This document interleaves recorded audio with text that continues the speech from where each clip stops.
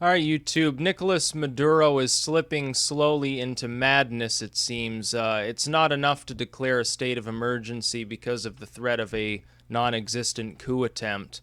Now he's threatening to jail the owners of businesses that aren't producing things and basically seize and nationalize factories that aren't in operation.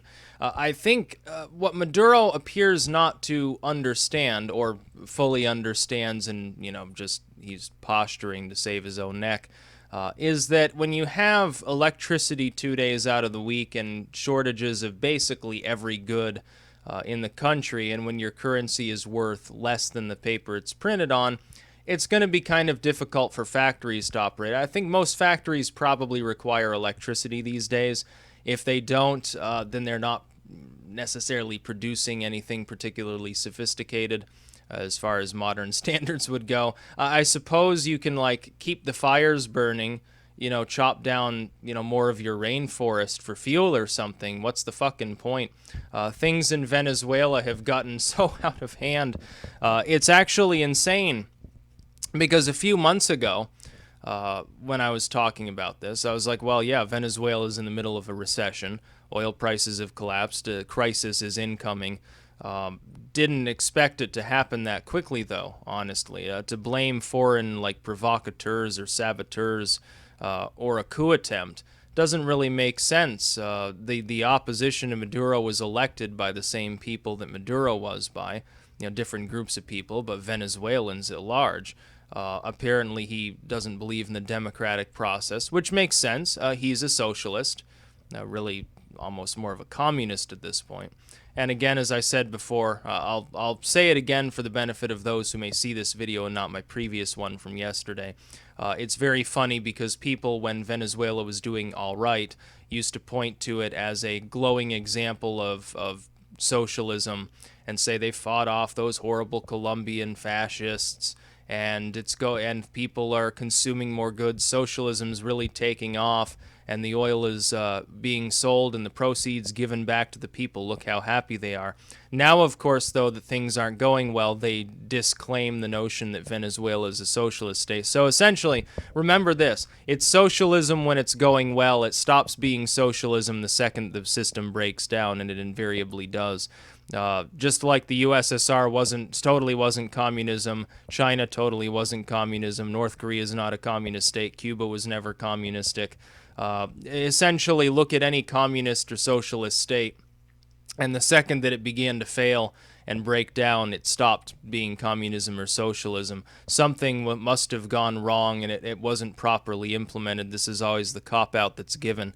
Essentially, Bernie Sanders wants to bring Maduro's style of socialism here, minus maybe the hit squads. I can't wait to stand in line for a stale loaf of bread like I'm living in the 50s era USSR.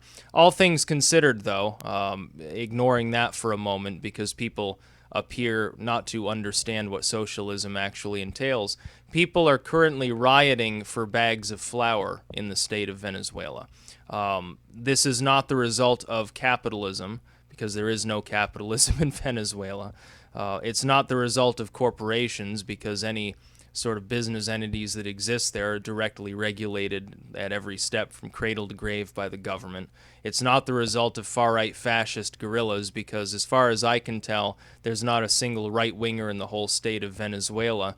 The opposition is primarily what we would consider like, classical liberals maybe or something like that. And that's about as far right as it goes anywhere, maybe in Latin America, unless you're talking about some really extreme nationalist militia out in the jungle somewhere playing Führer bunker.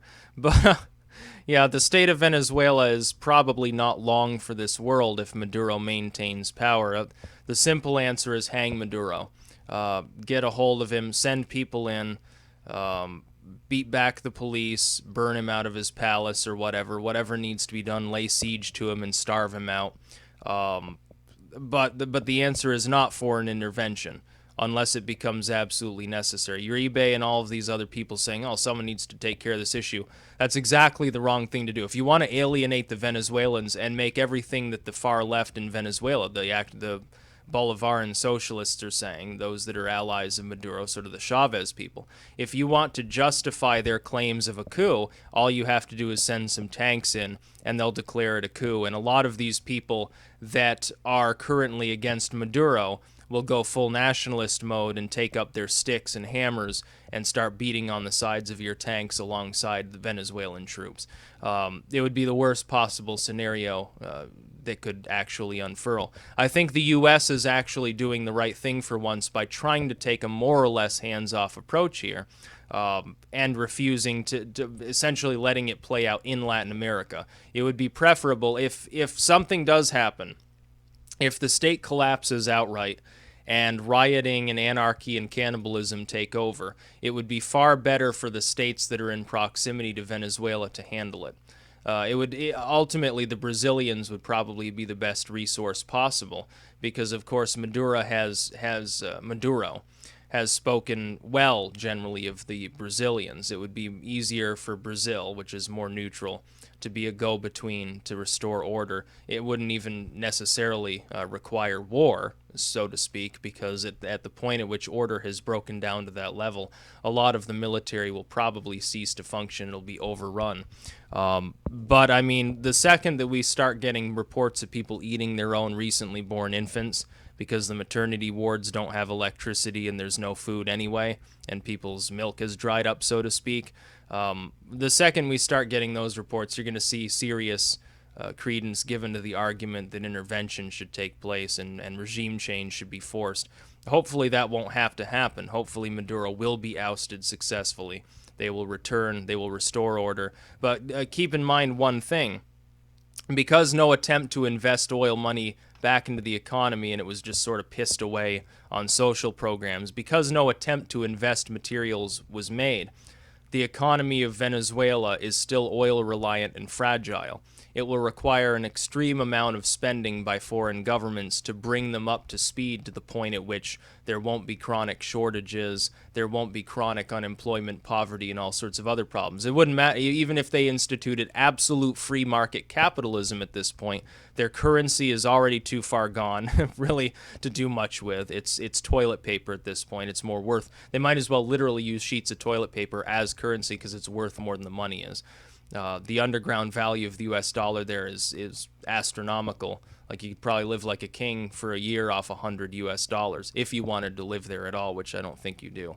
There's a skyrocketing level of crime. There's probably, let's face it, there's probably a lot of human trafficking, prostitution, and drug dealing going on down there as well as people try to pocket a buck whatever way they can. If they enslave each other, I'm sure there are people there that through their tears will decide that it's better to enslave their next door neighbor than to let their kids starve to death. I'm sure there will be people who will be pushed to that point. It's already reached that point. You're not going to hear much about it from the Venezuelan media or media groups that have ready access to Venezuela. They'll kick out any Western journalist that tries to document what's going on whenever they can. But let's face it, the Bolivaran socialism has failed, like every form of socialism has failed. This is a road we in the United States hopefully will not have to go down.